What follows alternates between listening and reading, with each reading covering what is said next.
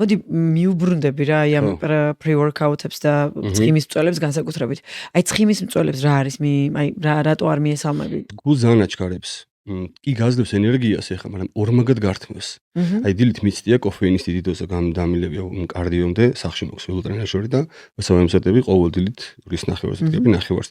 ვეღარ დგები კარდიოს შენ გამასრულს. აი ხომამცა ენერგია. ვეღარ ენერგია აღარ მაქვს. მე რა ხდება რომ ვერ აკონტროლებს ხალხი როდის უნდა დალიონ. და თან თუ დააკვირდები ენერგეტიკს, მე ამატებენ ამ თერმოგენიკს.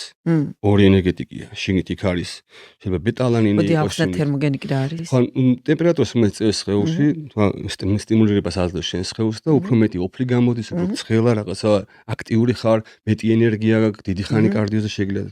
ენერგეტიკის რა შევა? თითქმის იგივე შემადგენლობა, იქაც კოფეინი ხო. და მე მთელი ღამე არის შუშის თვალებით. დილით ვეღარ დგებიან, იმიტომ მთელი ღამე არ ეძინათ, ეხლა უძილობა რა შევა? რიგი ყველაზე მეტი რა ემატება იცი მაგას? თუ საუნაგთ დარბაზში. ხო, და აი ეს თერმოგენიკი ტიპები, ჩემთან ჩვენ ქონდა დარბაზში. რამხელა დეჰიდრატაცია. ორი გოგო გაგვეთიშე წაიქცა. ერთმა წარბი გაიტეხა. დედა. ეს საშინელებები და ამ თერმოგენიკები და ამ ენერგეტიკები სასწრაფოზე რომ მოდით უკვე იცოდე მისამართი. აქ მოდი ვართ ხო ცუდად არის და მეთქი всё რა. დაანებით არ გაყიდეთ არავიზე.